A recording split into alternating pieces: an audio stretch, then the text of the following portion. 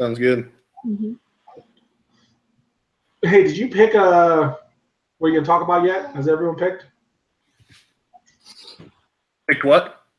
Yeah. Well, you got to pick about a topic you can talk about: substance abuse, divorce, family issues, work at home, Yeah. same-sex relationships, workplace dating relationships, and then we got to talk about it. And from personal experience or otherwise, but I picked one, but I don't know the same as anybody else. So I don't think it really matters if it's the same. okay. Yeah. We're just like sharing, I think. It sounds like it's gonna be like a fast and testimony meeting. Whoever goes first just picks whatever else it is and adds on to it. That they really sound like fast and testimony subjects. Yeah. Yeah. All right. All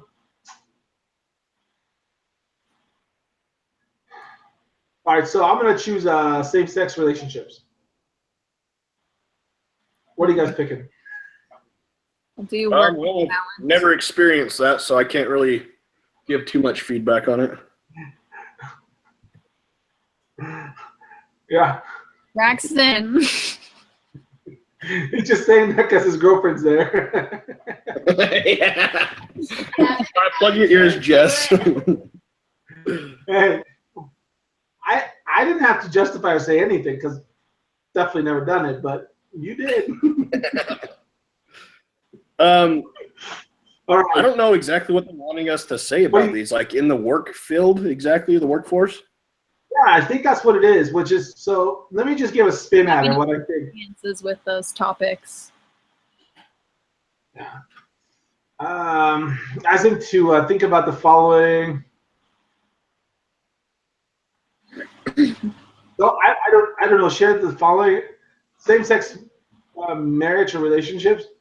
Where I work, it's a little bit progressive, and you have a lot of people that are kind of, they swing either way, and so it's kind of interesting to see them around. And then also, so I'm in Utah, and there's also some very conservative people at work. So it's interesting to see the interaction between them. Sometimes it's very forced. This lady that works in my department, she's very intense about it, and her daughter has actually had a sex change, and she's LDS, and she has a very hard time, and she really can't work with them, which is, to me, it's interesting to see the bias and how you judge someone just based off of that. She won't work with someone because they're same-sex marriage, or because they have same-sex marriage? Yeah, it's interesting. She's very biased about it. It's so interesting. So this hasn't caused any HR problems yet because she's kind of quiet about it. She tells me about it, how it bothers her, but I just think it's interesting, and it's, at the end of the day, wrong. I talk a lot about her with my wife, how I think she's crazy and dumb for doing stuff like that. So I think that's one thing that does affect the workplace from time to time. Yeah. Because of your biases. I kind of have the mentality of you do you and I'll do me until Are you sure? your decisions infringe upon me.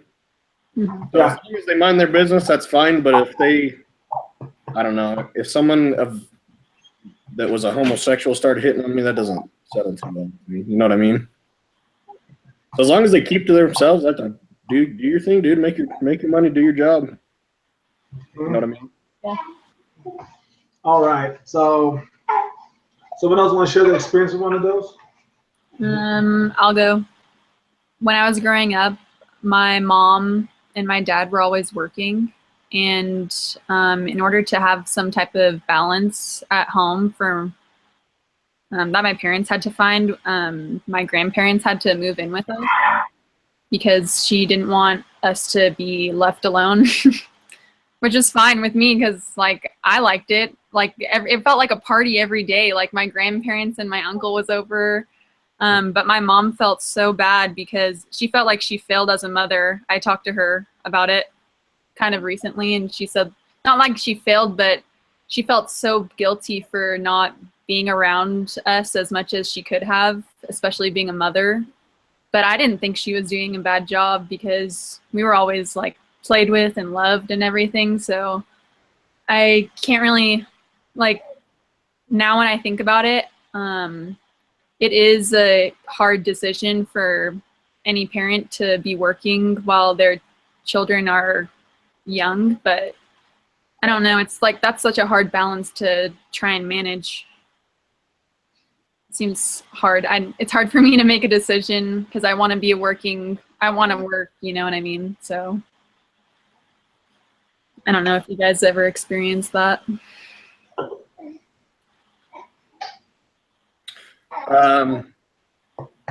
My mom was a stay-at-home mom personally. And then my parents, when I was 12, got divorced, and she had to go to work when I was about 16. And it twisted things upside down, but at least I was 16. I was self-sufficient. I had my own truck. I mean, it's not like I really depended on her too much anymore for that kind of stuff. But I was appreciative of our situation and being able to have her here while I was growing up. But I also know a lot of people that have both parents work and they make things work really well, make a good living, and their kids are happy. There's one thing that my dad always did. Sorry, Diogenes. I just remembered. Even though my dad was working, he said that his dad never went to any of his sports games or events. And so when he was working still, he made an effort to be at all of the kids' games. And that like really stood out to me because I understood how busy he was, but he cut out time to go watch me play with my sports, and my brother and sister play their sports. So that's kind of something I also want to do too. That's cool.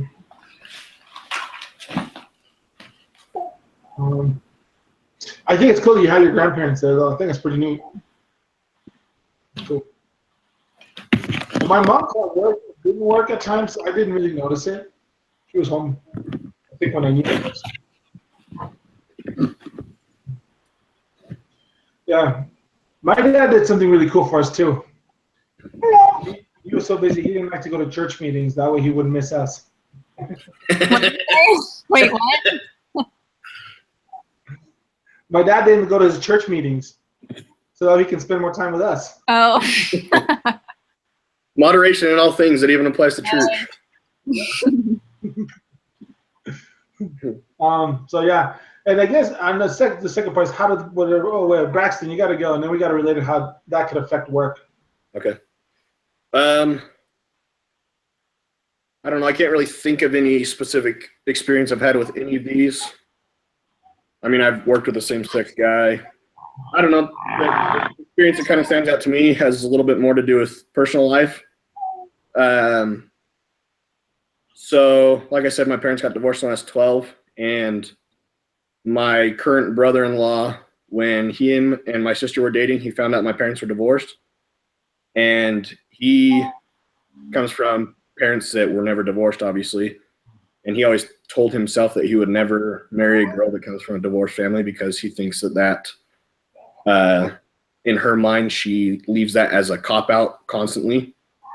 And I just think it's important to not use that as a judgmental piece or anything in any circumstance like that, because for me, just because my parents are divorced doesn't mean I use that as a cop-out. It's the complete opposite, actually. I see it as not an option at all now, just because I saw the pain that happens from it.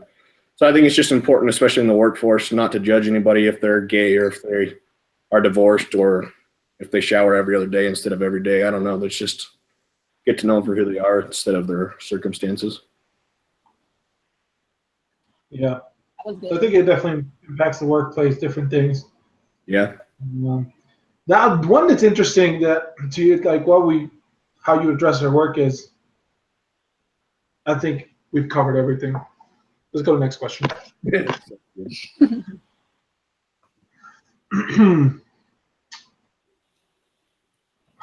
We just did the second one. Step 2. Oh, one time I dated someone in my work. I was a hostess. What was her name? No, it was a dude. Oh, okay. Oh my gosh. Okay. One time I dated someone at my work, and it was so awkward when we broke up, and I would never, ever wish that upon anyone. Don't do it. Don't date colleagues. Great advice. Yeah. Yeah, that's why nowadays I try not to date my colleagues. Well, mainly because you're married too, right? Never mind that.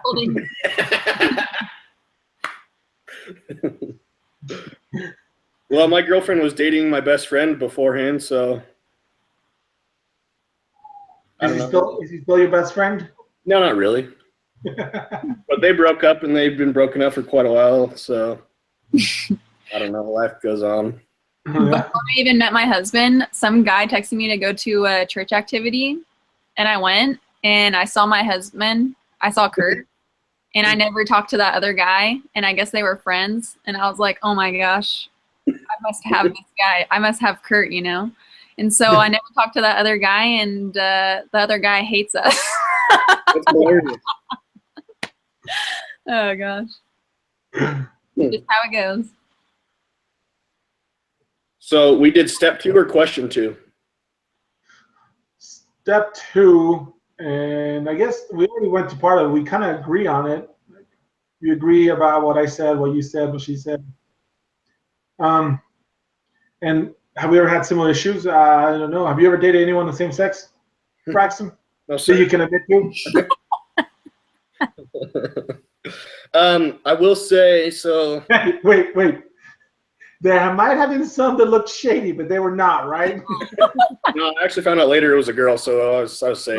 Oh, the cat's out of the bag. So my family has a couple Arby's that we own, and during the summer I always did lawn care, mowed lawns, and sprinkler systems, everything else. And during the winter, I plowed snow, but if it wasn't a good snow season, I didn't really have much to do. So it happened to be this winter we weren't plowing much, so I decided to work at Arby's. And the manager there was gay.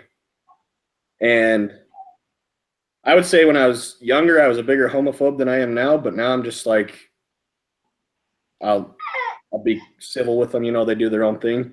And so I kind of had a lot of reservations about him, didn't even want to talk to him, but come to find out he's like a really nice dude, didn't hit on me, didn't do anything, and he did a really good job at what he was expected to do as a manager. So that's kind of my life experience with working with a homosexual. It taught me a lot, actually, in not judging someone by their cover or by their decisions in life. I think it's pretty cool because most of us boys, I think when you're that young, especially, well, when we grew up, the time period we grew up, maybe our kids will be different now, but we were very, when you're young, like you cannot talk to some boy that's femi. Yeah. Or thing. And so, but as we grow up, I think most of us understand that they are people, just as one thing that is interesting and difficult. So I didn't come from a area where it was mostly LDS, but living here in Utah, a lot of people are LDS, but there's a lot of injustice towards other people that are not LDS, I feel at times. And a lot of judgment. And so I came from a place where if you were LDS, you got judged. It's kind of interesting how the tables turn. But speaking of anyone that's homosexual, they are just as good as people. They're people. Yeah. And we choose to go to church, and they choose to have partners of the same sex. But it's just crazy that we have those prejudices against them just because of that when they're people, yeah. They're anyone else. Yeah.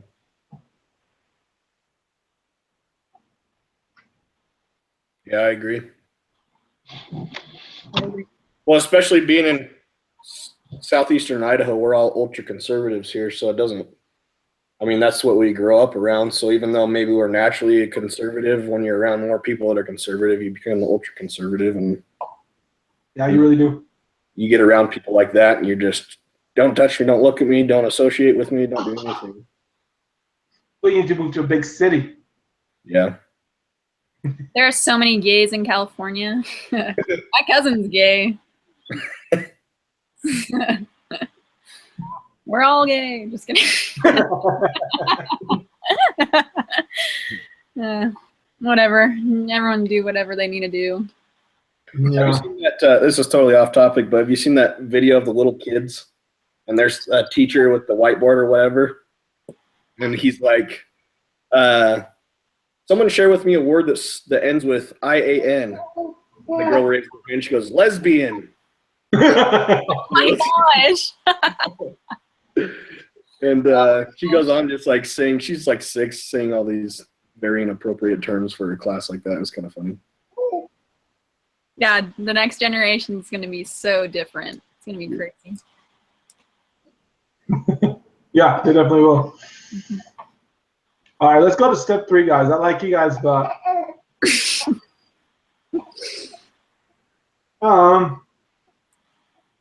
what other issues do you see in society that are likely to impact workplaces in the future?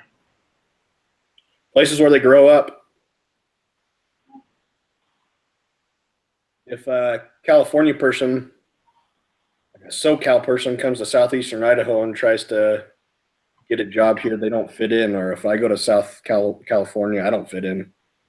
So I think you have to know who you are, but you have to be willing to also conform to an extent to the culture that you're in.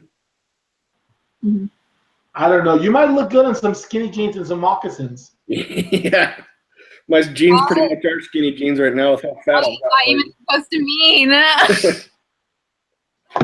Maybe, are you gay, Diogenes? You just said I'd look good in those. For the record, I've never seen your legs, so I don't know. It's completely up in the air.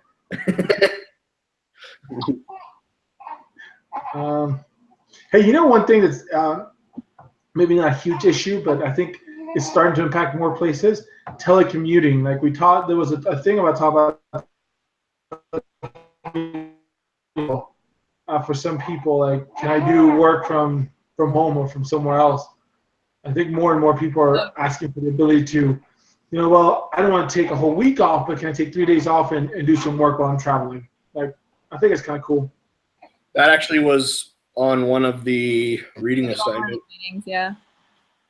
Yeah, the woman, she created a work environment, or a business where people didn't have to always travel to the actual business. Yeah, I think that's super cool. Yeah, that is way cool. Diogenes, I guess since you're not familiar with the reading as much as Corey, there's something that I wanted to bring up on the reading that I thought was kind of ridiculous, though. Which one? It was on the first one, the third wave of virtual work. This could just be me, but tell me if this sounds weird to anybody else. So it's talking about Heidi McCulloch. Yeah, that's the lady I was talking about, right? So it says, after starting her family, she stepped away from that world and took an entrepreneurial challenge. That was weird. Yeah. What is that? Okay, can't you be a mom and be an entrepreneur at the same time? Yeah. Never. That was weird. The verbiage right there made it sound like she stepped away from that world, like she just ditched them. Start a family, and then as soon as she was up and going, then she could thankfully leave it finally, Yeah, that was weird. That's crazy. I didn't really like how the way that they presented the telecommuting. What did you call it earlier, Diogenes? Yeah, telecommuting. Telecommuting. They the way they presented it. They were promoting being extremely lazy. They're like, yeah, work from home, wear your pajamas, wake up late, don't do anything. Yeah, what the heck? That's like I'm an online student. I'm not always inside of my pajamas every single day of my life. Yeah, I don't know. I didn't really like the way this was written, especially for a Harvard business review. I don't think it was written very professional. I agree. I saw those holes too.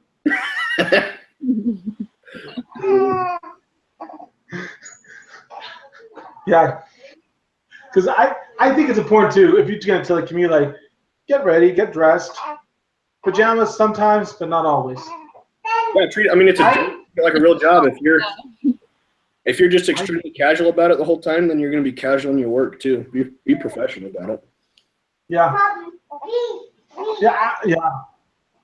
So, hey, what about this other issue? What about but not maternity leave, but family leave, and paternity leave. What do you guys think about that? That's a controversial issue right now, kind of. They have, they're making it so it's men and women. I think Right. for sure. There's a controversy that men should be able to take maternity leave as well. So they're trying to make it more equal, I guess. I think guys should. I don't know why it's a big deal. Like, I don't know. Like, do it. You know what I mean? Like, they should have, it's a single dad or a single mom. Both parents are parents. You know what I mean? Well, I think part of the issue is not whether they're single. It's like a family like myself. 'Cause I take with both of my kids, I'd taken like a week off work just to be at home with her after she had the baby. Más si fue fuera, ma. Is it supposed to be paid or not paid? I think paid. Hey, At full wage or partial? that's the whole thing. Like, what do you think it should be? I think it should depend on how long you've been at the job. I think if it's your first year at the job, you should be allowed a week off or whatever, but not paid.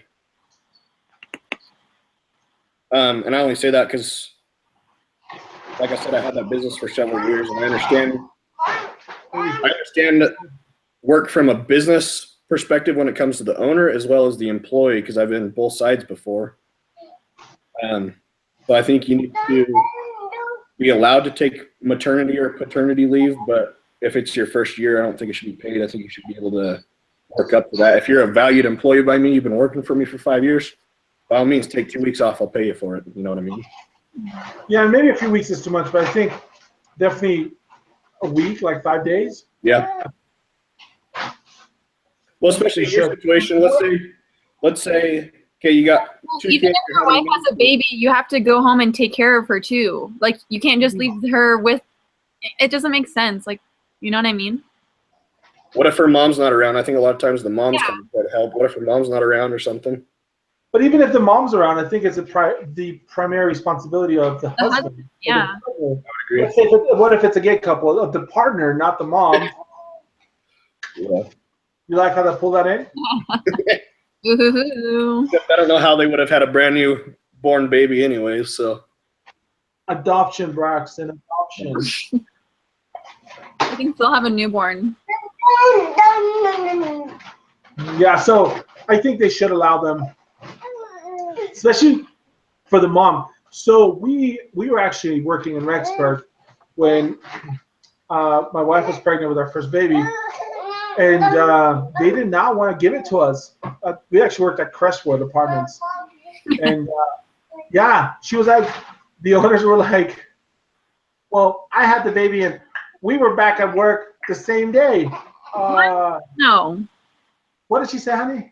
She was on the phone in labor. Oh, no, she said she was on the phone while she was in labor talking to tenants. But, Get your priorities checked. Well, I don't think that's something to brag about. I think that's more stupidity than anything. Yeah. no, I agree. But then, so we took, because after the baby was born, we took like a week and a half off, I think. But we were apartment managers. We were still there. We did stuff. We just weren't actively going out collecting rent and having the meetings. And they were really upset. They said no. Like there's no law that says you have to. So no. That's too bad. Crazy. Oh yeah. It says our moms were there in town. They're like, well, here's what we can do. Can you put your mom to work? Can your mom do all this stuff? It's like, what? No. It's your baby. So. What the heck? Yeah, so I think it should be mandatory that women should have the maternity leave for sure. And if it's, I don't know, if you're the only one running a store, then it's kind of hard to get paternity leave. But like if it's a possibility, I think you should have a couple of days off at least. Just having a baby and going to the And there's other countries that do it. Sweden, you know what they do? They do so if you adopt a dog, they give you a doggy leave. Like you have a couple of days paid off to help the dog get accommodated at home. What? Yeah, that's sick, isn't it? Wow. So, yeah. All right, what else do you guys think? How do you think the workplace will change in 10 years? So Like I said, my family has a construction business, and within the construction, they're general contractors. So we also have a in-house cabinet shop, and we've been experiencing with work lately almost overload. And our biggest issue is finding not only people to come to work, but people that are actually going to come to work and also stay at work.